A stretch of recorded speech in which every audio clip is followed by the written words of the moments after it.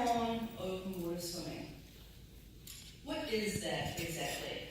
Don't worry if you find yourselves asking yourselves that question. It's perfectly okay.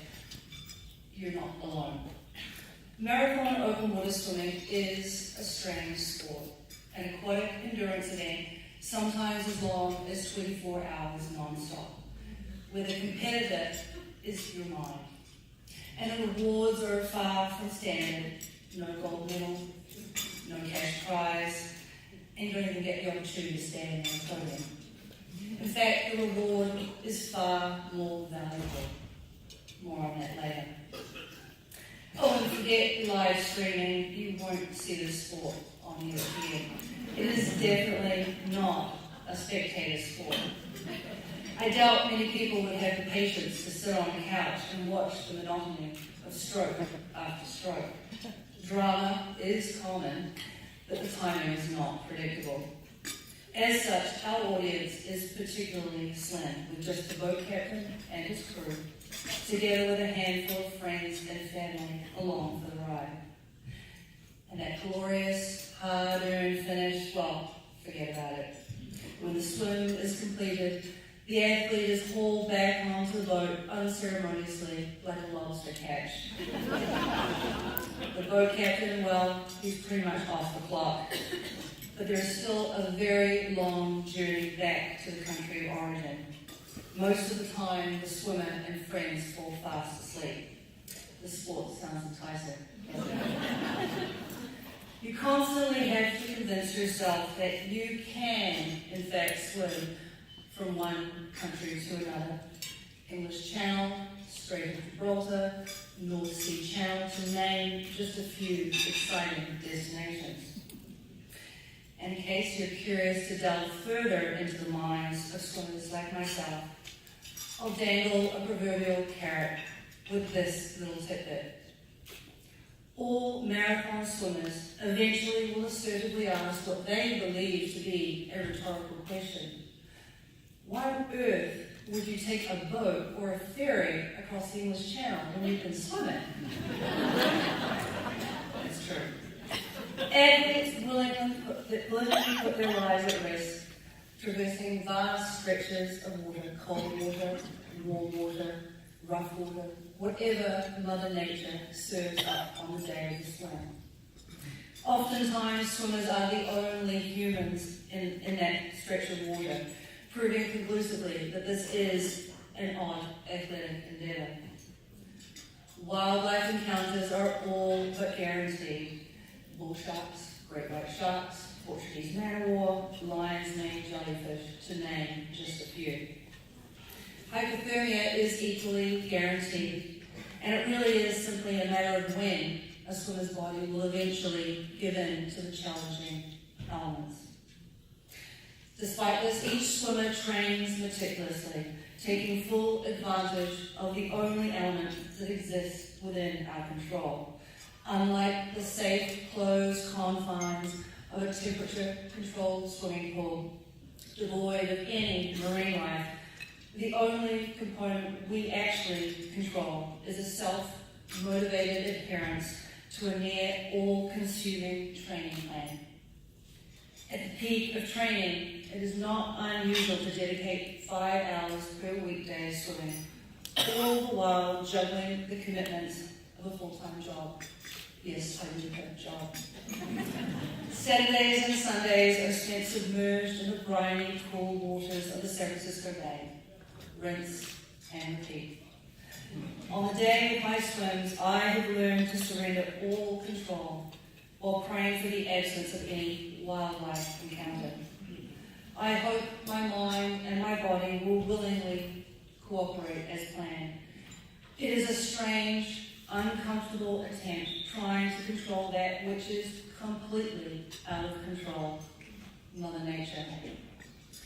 But make no mistake, as an educated woman, I have not only volunteered, but I have consented to this perilous path, simply because I have been gifted with the freedom of choice. And while none of my swimming achievements were handed to me, each swim required effort, dedication, and commitment allowing me to fulfill a personal sense of pride. I am the first to admit that none of this would have been possible if not for a launch pad provided by the love, nurture and direction from my two educated parents. From the very beginning, my life has been systematically and culturally guaranteed to be quite different from the lives of the young women in the Himalaya for whom we are all gathered here tonight. I had the good fortune of being born into a predictable geography built upon a solid foundation of institutionalized beliefs and legislation designed to prevent horrors such as human trafficking. The girls in SGT were not. I grew up on a sheep and cattle farm in New Zealand. Ballet was my passion, and I danced under the Royal Academy of Dancing for 15 years, until the age of 17, when I left New Zealand to attend UC Berkeley for both my undergraduate and graduate degrees.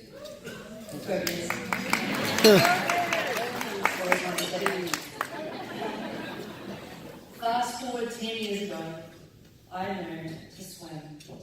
I had these options available to me. The girls in SGT do not. And so tonight, I stand before you as a product of opportunity and geography. Girls in Nepal are disadvantaged by geography and certainly lack opportunity. The American Himalayan Foundation, SGT, can't do anything about geography, but I am thrilled they are stepping up to give these girls opportunities and choices.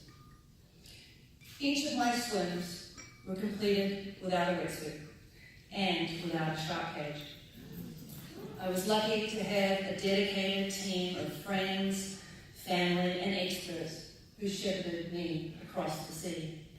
They were with me every stroke of the way, monitoring my progress and well-being, and also feeding me with a drink bottle, just like a pet seal on a rope, every 30 minutes around the clock.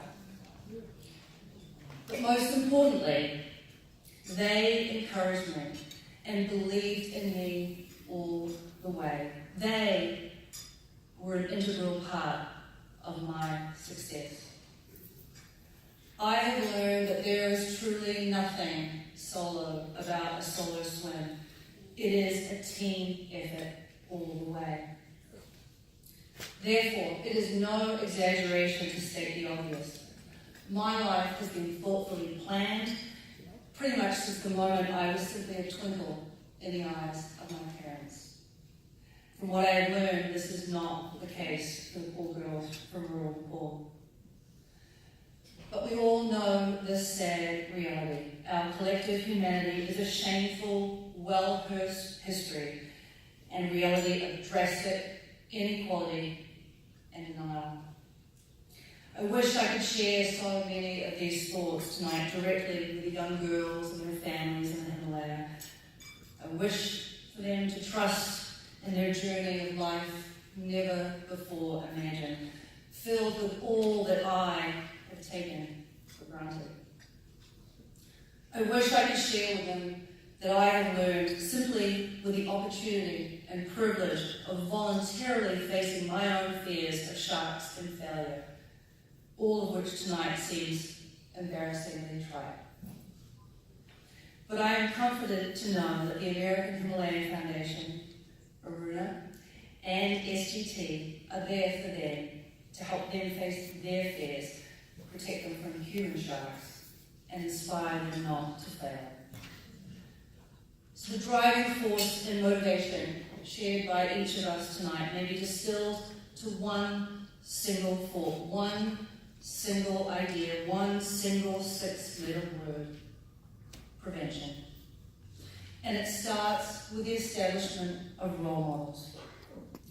And SGT produces these in spades. The SGT cycle of saving girls who then in turn become saviors themselves is incredibly moving. Yet it is precisely your generosity and time at a time and interest as represented this evening that provides hope that their lives are worthy of change. Thank you for your support tonight and continued support, enabling more women the opportunity to dare to dream. Thank you.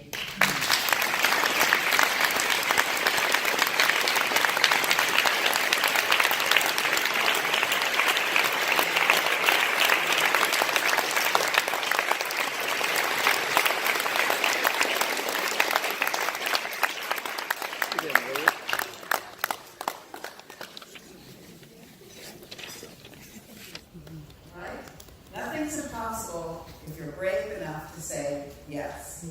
And she has had a remarkable journey from thinking that she was never going to be able to walk again to swimming 7 oceans on this blue planet. She swam from the Farallon Islands to the Golden Gate Bridge without a wetsuit. Oh my God. I know, just thinking about it. So, please welcome Kim Chambers.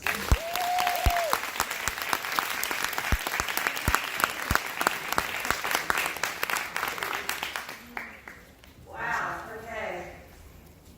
I'm inspired to seeing all of you here today. I think this is amazing that you're here, learning new things, you're curious. I was going to get us to do the little stretch beforehand because this is the athletic portion of our day. I'm just going to grab my little slide changing here. Maybe comfortable. So, wow. I really actually remember being around your age. Sort of, I think, who's 13 in the room? 13-year-olds? Yeah, okay. Well, I actually remember being about your age and thinking, wondering about what I wanted to be when I grew up. And I love that there's so many of you that want to be veterinarians. I grew up on a sheep and cattle farm in New Zealand.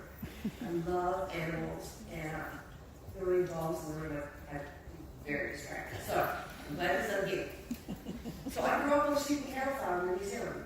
I have 2 brothers, and I feel very lucky, like a fire chief. I had 2 amazing parents who always believed in me.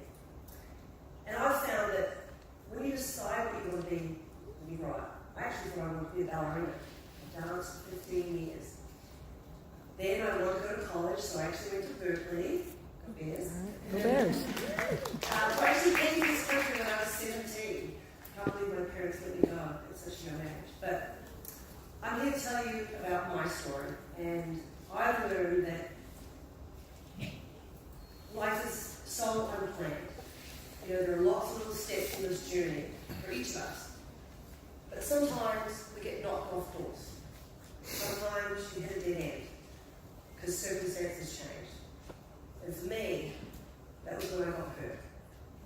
My life changed in an instant. So I'm here to tell you a little bit about that. The first ever Kimberly full water swim.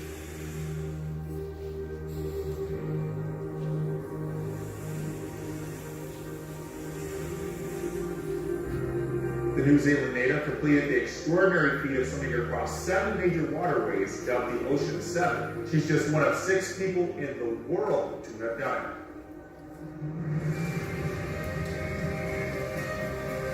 I really want to hit a swimming sharking festival or who would do that, and so yeah, I'm completely nuts. There's that. 2 swimmers are planning to make the year 30-mile trek to the Farallon Islands. 10% of all shark attacks worldwide take place in that area. It became this dream. If you're going to dream big. It's this exploration, it's this adventure. It's going to be rougher than she's had before. It's going to be longer than any swim she's done before. It's like Mount Everest on the North Pole in the middle of the Pacific. Just 30 miles out that way, a long 30 miles. There is this energy about the ocean that is electric. This is the toughest swim in the world. Never know.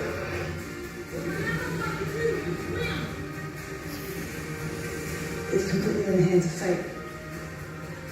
So scary. So scary. It's scarier than the sharks. If you think you can't do something or if you're afraid of doing something, that's exactly when you should do it.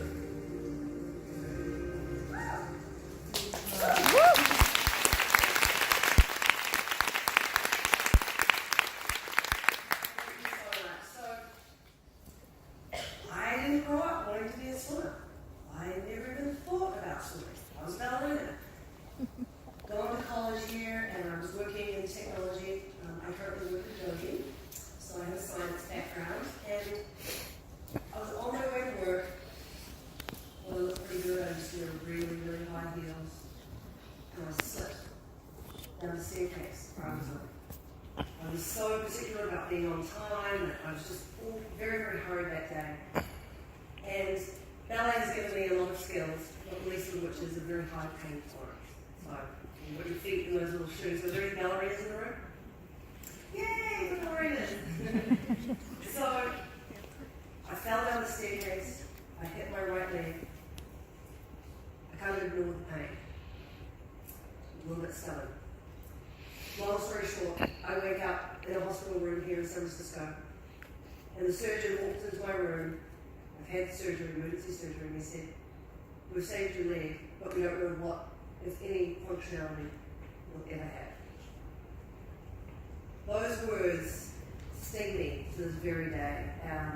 You know, as a ballerina, I felt invincible. I hadn't even sprained my ankle, and here I was on my way to work, and this happened. So I spent 2 years learning to walk again. I've got some pretty cool scars, and I'm pretty proud of those. I think scars are part of your story, and they should be celebrated. As part of my rehab, I was doing physical therapy for 2 years to walk again, but I still walked with a limp. And I craved this sense of freedom, both mentally and physically. You know, when you are in those sort of moments where you don't see your way out, you really learn what you're made of. So I discovered open water swimming. You guys know how cold the bay is here in San Francisco? Yeah, how cold? Really cold. 48? Yeah, it's actually warmed up a little bit. I think it's 54 right now. So, but this is the San Francisco Bay. This is amazing, amazing stretch of water that has become bodyboard. It's become my swimming pool. So I hosted the first annual Kiwi Invitational Escape from Alcatraz. There's a video today. We haven't had one since, but if you guys would like to join me next year, maybe we can do it. But I surrounded myself, without knowing at the time, with a community of people who believed in me. As I mentioned, my parents who have always been my cheerleaders, you know, and at school, your teachers who inspire you. But I joined this club called the Dolphin Club here in San Francisco, right near Fisherman's Wharf. And I didn't know at the time, but I had joined this community of superheroes. Ordinary people doing amazing things. And nobody would say, well, that's a silly idea. Why would you do that? Everyone was so positive, and they said, well, if you can swim from Alcatraz, maybe you can swim from the North Island to the South Island of New Zealand. I was like, that sounds like a great idea, right? Who wouldn't? So I found myself surrounded by people who were always suggesting these ideas. And this is probably one of my favorite swims in New Zealand. It's called the Cook Strait, between the North and the South Island, my country. I got some visitors.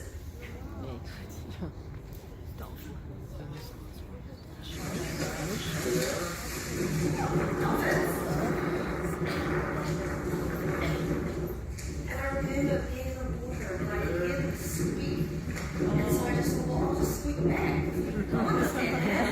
And then they were underneath me, beside me. I tried to catch the dorsal fin, but I actually was qualified if I did that. And I yelled, woo, all the time when I swim. So here I am in this amazing sport where you're putting yourself in Lake Tahoe. You guys have been to Lake Tahoe, right? Yeah. Okay, has anyone dipped their toe in Lake Tahoe? Okay. Well, how about swimming from the south to the north of Lake Tahoe? That sounds like a great idea, right?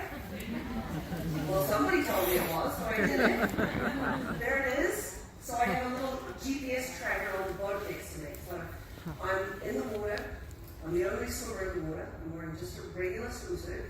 I don't own a wetsuit, so I can't tell you why. But we don't wear wetsuits, just a regular swimsuit, cap and goggles, and a boat next to me with a GPS tracker, and sometimes I have a kayaker. This is Molokai. Molokai Channel from Molokai to Oahu in Hawaii. And these bodies of water have wildlife. Can you guess what's in this stretch of water? Yes. Sharks. You know what kind of sharks?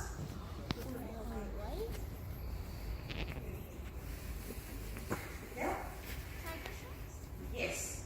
So I love the sport for many reasons, not the least of which I get to be in this environment as a human for which we're ill-equipped. That's not our living room, right? The marine biologists in the room that want to be with those, you know that this is such a diverse, like you get dolphins, you get sharks, you get Portuguese manwort, jellyfish. I got stung by those guys. And as you can see, this is very, very rough conditions. The wind got as high as 25 knots.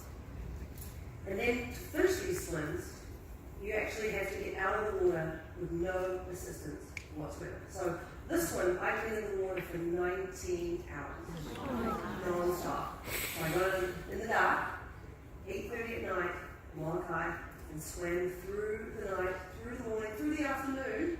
I missed lunch. And the weather conditions changed, so I couldn't get out on the beach, which was our planned landing spot.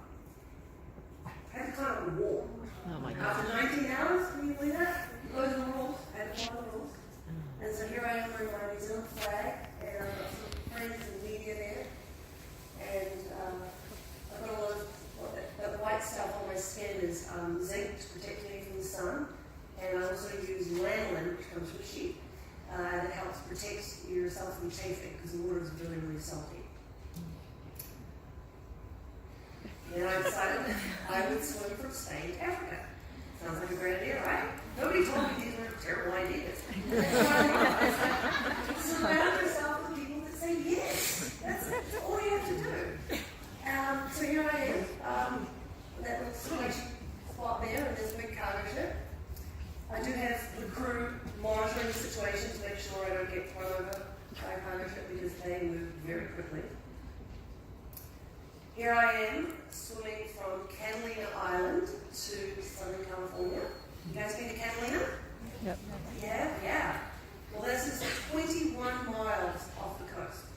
And here you can see me, I'm being provided a little snack. So I look like a pet seal. Part of the rules of this sport are you can't touch the boat at any time. You can't get on the boat to rest at any time. You can't have any physical contact, so there's an observer on the boat who's monitoring this whole swim to make sure the rules are followed. So I have a drink bottle on a rope, and because you might not know this, I learned this the hard way, you can't chew and swim at the same time. Think about that, right? So I have to have a drink that's protein, fat, carbohydrates, all the things that we need to keep our little engines going. This gives you an idea. I'm a swimmer there. I'm a kayaker next to me. It's not a particularly glamorous sport, as you can see. We don't have to stand on a podium like in the Olympics. We just have to crawl our way over wet rocks to get to dry rocks because somebody made up that rule. So there I am, coming in. Not a good one. England to France. You guys know the English Channel? Yeah, so I decided I would swim that. And, you know, I'm sort of joking around that I would just swim it. There's a lot of training that goes into this sport. But I'm the first to say that there's nothing solo without a solo swim. I share all of these achievements with every single person who's helped me along the way. And that's been an integral part of my success. Again, it's a team effort. Get pretty emotional at the end of my swims. I'm crying. This is how I look when I finish every single swim. You can just change the background, Photoshop that, and that's how I look when I finish. And then what they do is they bundle you up, and what happens is your body the body temperature continues to drop. So if you're not hypothermic at this point, it's possible that you you can get continue to get very, very cold. So you have to be bundled up, give it a warm drink, and then you just pass out and sleep for the boat ride back. So it's kind of how it is. But this is the Ocean 7. So I am the sixth person in history to complete these swims. I am the first New Zealander to complete these swims, and I was recently inducted into the International Marathon Swim Hall of Fame, and I'm proud to say I am the first New Zealand woman to be.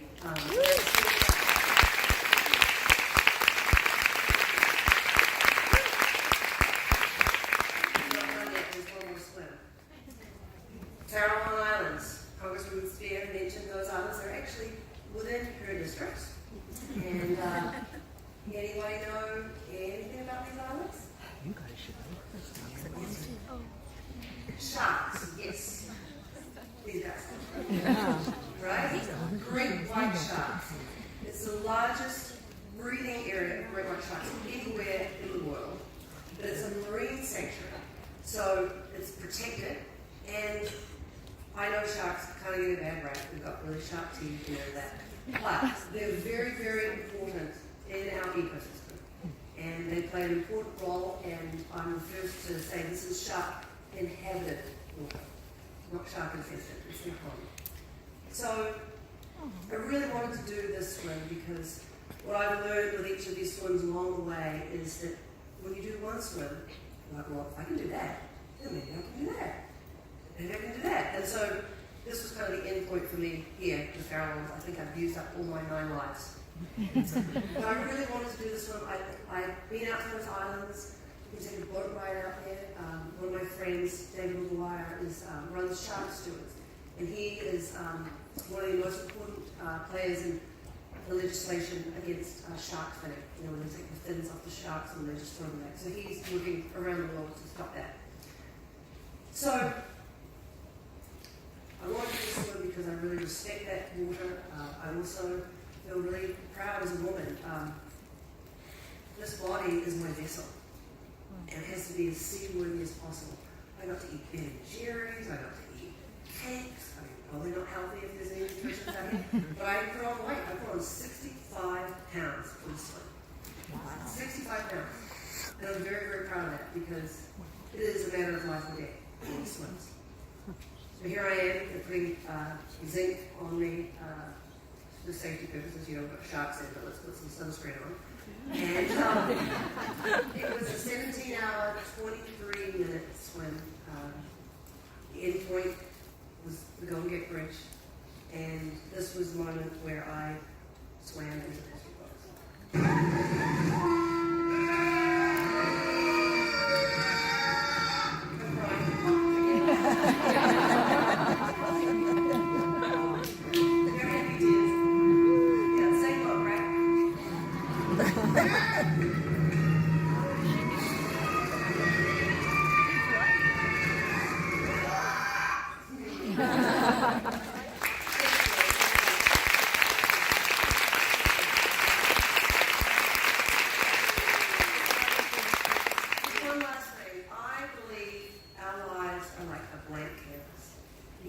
Anything you want up there.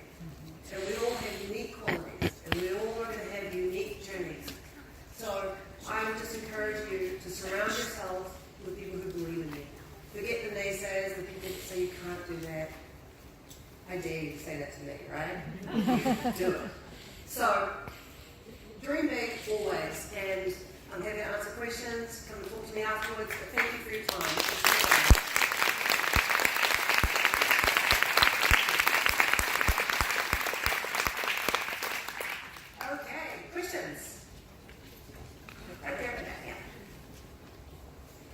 Did you have an encounter with a shark? That's a good question. You know, I have never, ever seen a shark in the ocean. Not one. I'm told they're there. I guess if we're talking today, you have to pay extra for that. But no, I've actually never seen a shark. Yes, you. Right in the front. How long have you been swimming for? I forgot to tell you. I've only been swimming for 9 years. Wow. Yeah. I forgot to tell you. Yeah. So I learned to swim as a kid, you know, like water safety, but I didn't start swimming until I was 30, 31. So never too late to learn something new. Yep. Because you don't use a wetsuit, how do you like mentally and physically go through the cold waters? Like how do you sort of like go through swim through the cold? Yeah, no, that's a great question. It's, I love that it's a very sort of pure sport, right? There's not many sports out there where you're not aided by something. But there's a tremendous amount of training that goes in. My weekends would be spent 10-hour swims, 12-hour swims. I had a full-time job, so I would swim 3 to 4 hours before going to work, lift weights. So you kind of sort of get yourself into this headspace. But I think the biggest thing is, it comes back to surrounding yourself with people who believe in it. Because you really can do anything. First of all, you've got to believe in yourself. And I hope you all do believe in yourself. But if you want some extra assistance, always surround yourself with people who believe in you. I know we're out of time, so I'll be around for extra questions, so come find me.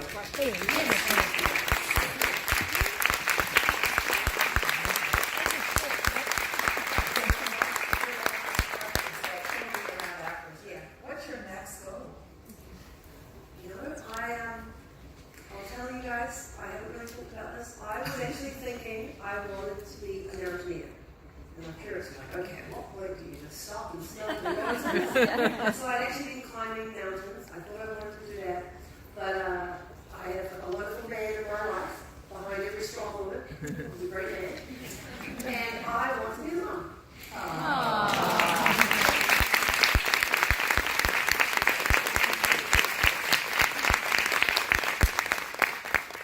All right. You can do it all. Yes. Not always at the same time. Okay.